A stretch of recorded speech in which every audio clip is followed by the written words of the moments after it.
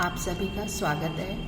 हिंदी की कक्षा में बच्चों, अभी तक पहली वाली वीडियो में हमने यहाँ तक पढ़ा था कि लेखक श्री सुदर्शन जी अपनी साइकिल की सवारी सीखने के लिए तिवारी जी द्वारा भेजे गए उस्ताद के साथ चल पड़ते हैं।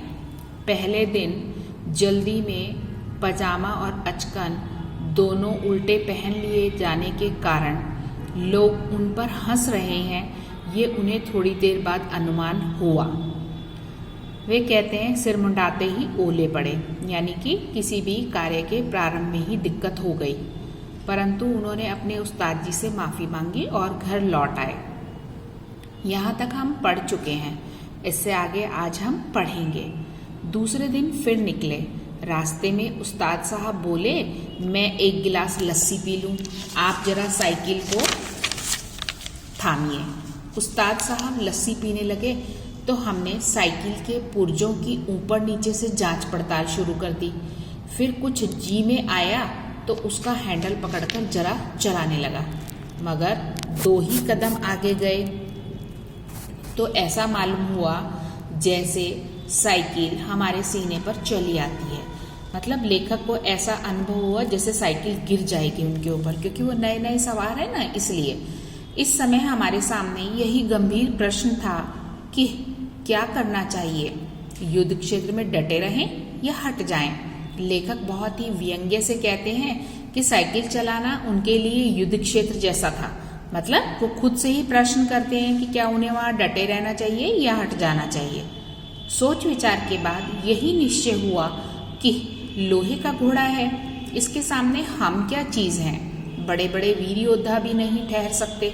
इसलिए हमने साइकिल छोड़ दी और भगोड़े सिपाही बनकर मुड़ गए। पर दूसरे ही क्षण साइकिल अपने पूरे जोर से हमारे पांव पर गिर पड़ी और हमारी राम दुहाई बाजार के एक कोने से दूसरे सिरे तक गूंजने लगी। उस्ताद लस्सी छोड़कर आए और दयावान लोग भी जमा हो गए। सबने मिल मिलाकर हमारा पांव साइकिल से निकाला।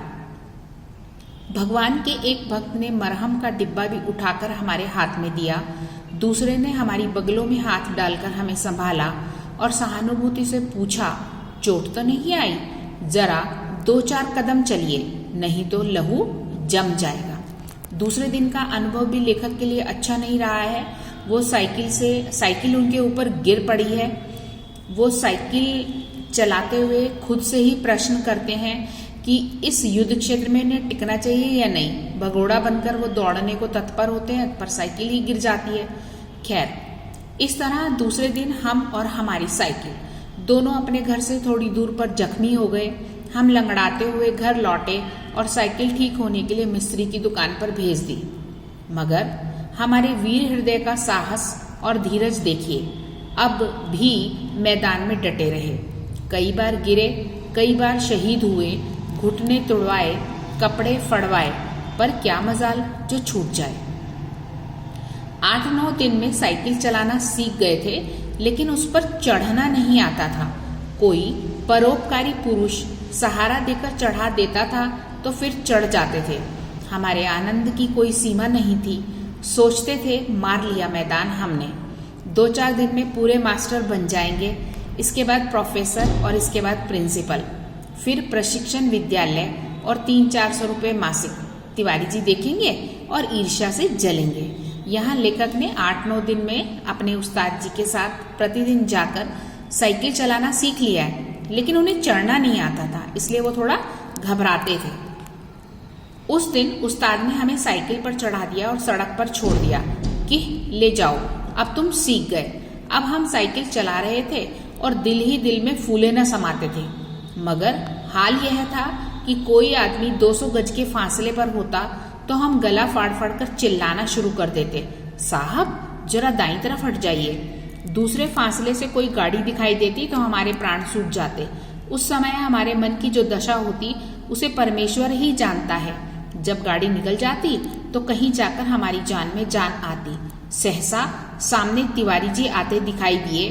हमने उन्हें भी दूर से ही चेतावनी दे दी कि तिवारी जी बाईं तरफ हो जाओ, वरना साइकिल ऊपर चढ़ जाएगी। क्योंकि लेखक बड़े बड़े सवार हैं,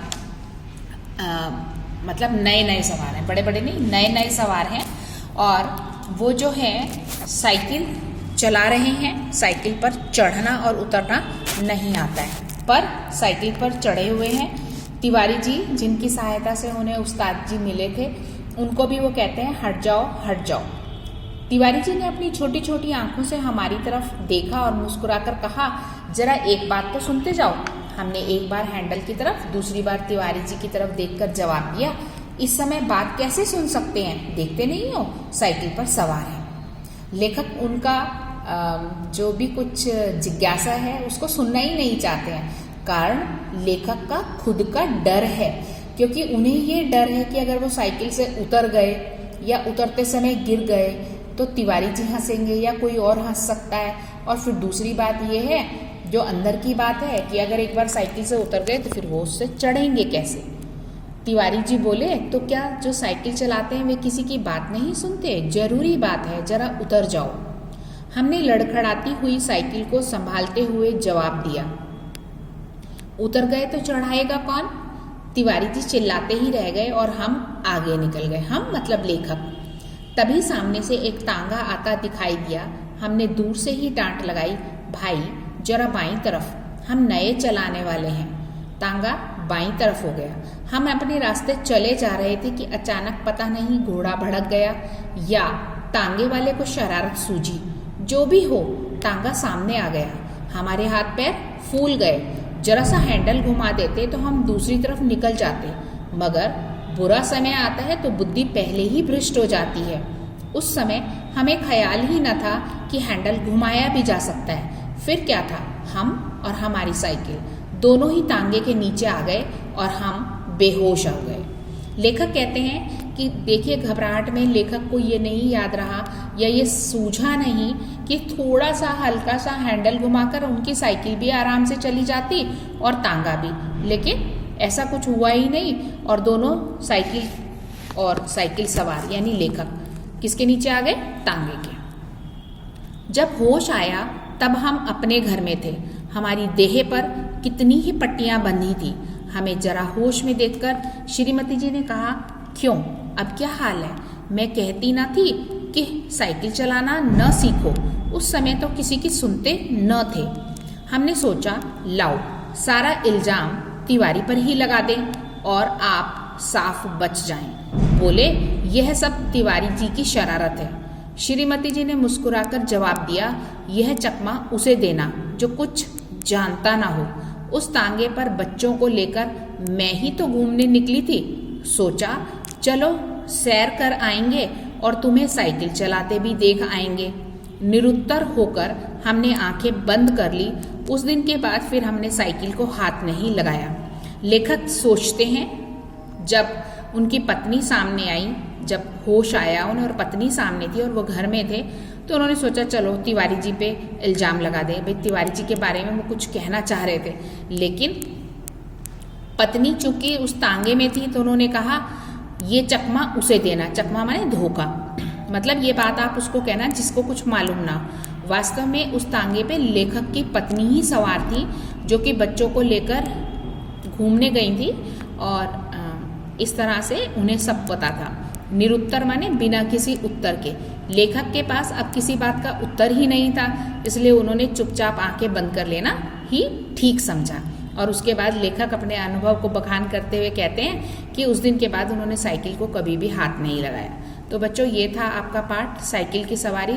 उम्मीद करती हूँ कि आपको सबको समझ में आ गया होगा और इससे संबंधित प्रश्न हम नेक्स्ट वीडियो में करेंगे और जूम क्लास में उसको डिस्कस करेंगे। उससे पहले आप इसको एक बार पढ़ लीजिएगा।